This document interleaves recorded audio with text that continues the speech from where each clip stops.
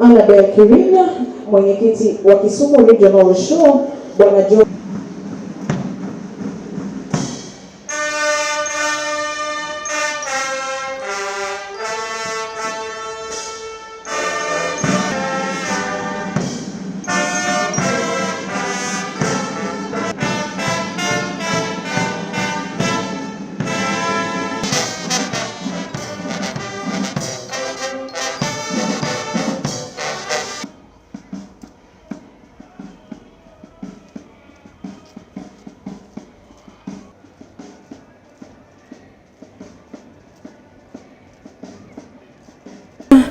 ya wanyama livestock, pale kuna mbuzi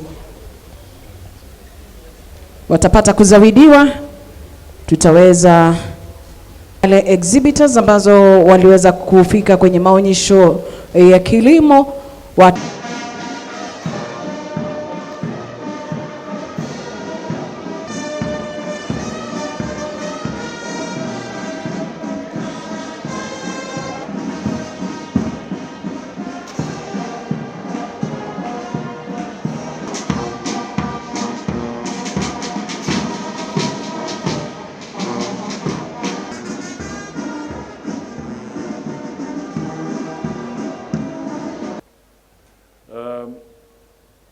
Ladies and gentlemen,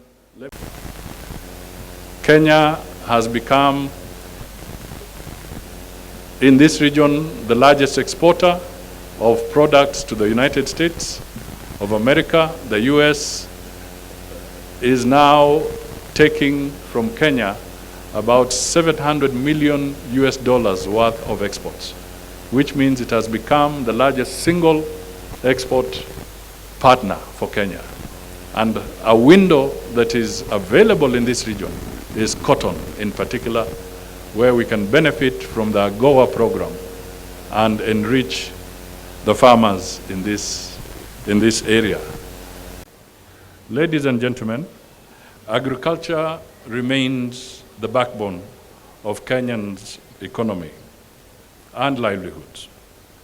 Even as climate change plays havoc on productivity, agriculture still contributes about 33%, or Kenya shillings 5 trillion, of Kenya's 15 trillion gross domestic product. That is the GDP. It employs more than 40% of the total population and 70% of the rural population. We know, therefore, that improvement in the agriculture sector has the potential to create jobs, improve incomes, enhance foreign exchange earnings, promote industrialization, and lower the cost of living. It is for these strategic reasons that the government has placed innovation in agriculture as the top pillar of the bottom-up economic transformation agenda. Better has prioritized rice, edible oils, cotton, coffee, maize, tea, leather, and dairy value chains with the aim of food security, increasing exports, reducing imports, and creating employment. Indeed, studies show that we can reduce the number of poor people by 1% for every 2% increase in crop productivity. To achieve these immense potentials in agriculture, we have to combat reducing soil fertility, deteriorating climatic conditions due to global warming, and reducing farm sizes. We must determine application of appropriate fertilizers. Already, the fertilizer subsidy program has borne fruits of expected bumper harvests that will lower the cost of food. In the first round, we reduced from Kenya shilling 7,000 prices to Kenya shillings 3,500 for the 50-kilogram bag of fertilizer. Consequently, we expect 41.2 million 90-kilogram bags of maize. That is a 31% increase from a long-term annual average of 31.3 million bags. In the coming short range planting season, we intend to bring the fertilizer down to 2,500 shillings a bag.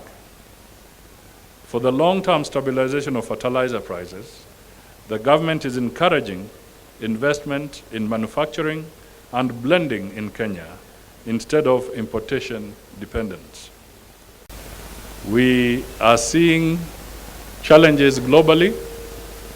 The war between Russia and Ukraine has made it extremely difficult for the supply chains in matters like fertilizer, and lately we have already seen a spike in the prices of wheat products because of matters that are way beyond our hands. So we must prepare ourselves to mitigate against those risks, and the only way to do so is to increase production in Kenya, in our own shambas, in our own villages, so that we can surmount some of these challenges. Indeed, when the drought was there and the COVID pandemic, we suffered. Our maize production was way below the normal situation. But you can see with the aggressive campaign and with the support at the farm level, we are now going to realize an increase, projected increase of 10 million bags.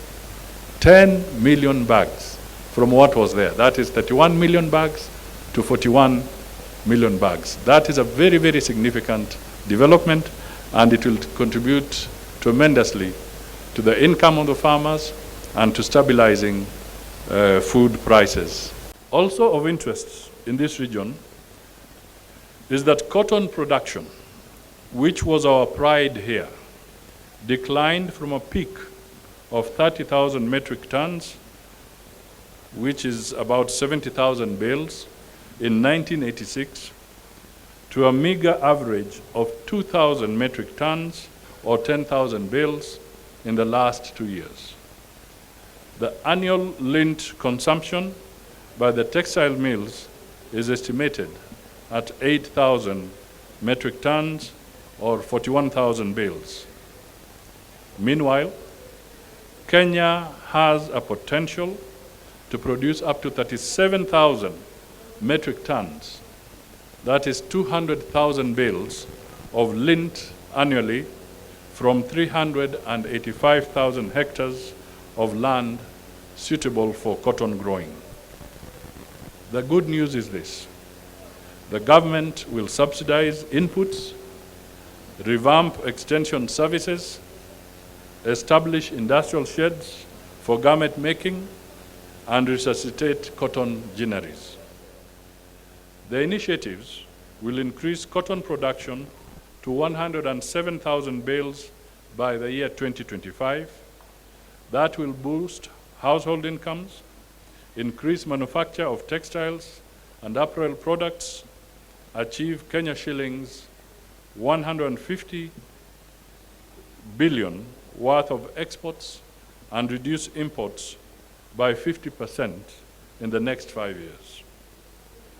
As a commitment towards achieving these goals, the government has allocated 120 million Kenya shillings this financial year to purchase cotton seeds and for farmers' capacity building.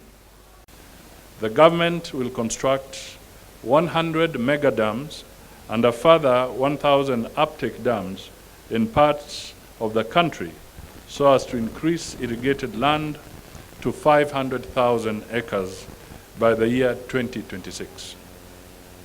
Through this initiative, we intend to achieve food self-sufficiency and save 87.5 billion Kenya shillings on food imports and create 3 million new jobs. This speaks to the Western region as a whole in increasing production of rice, sugarcane, maize, beans, sweet potatoes, poultry, and fresh vegetables. We also must tackle the issues of climate change. We share the hills together with Kisumu. The hills here, they are now stones. When you look at what used to be a forest when we were much younger, you now see bare rocks. I want to appeal that the county government of Kisumu and the county government of Vihiga and this entire region, we pull together so that we can restore the forests of those hills, which were a very critical ecosystem.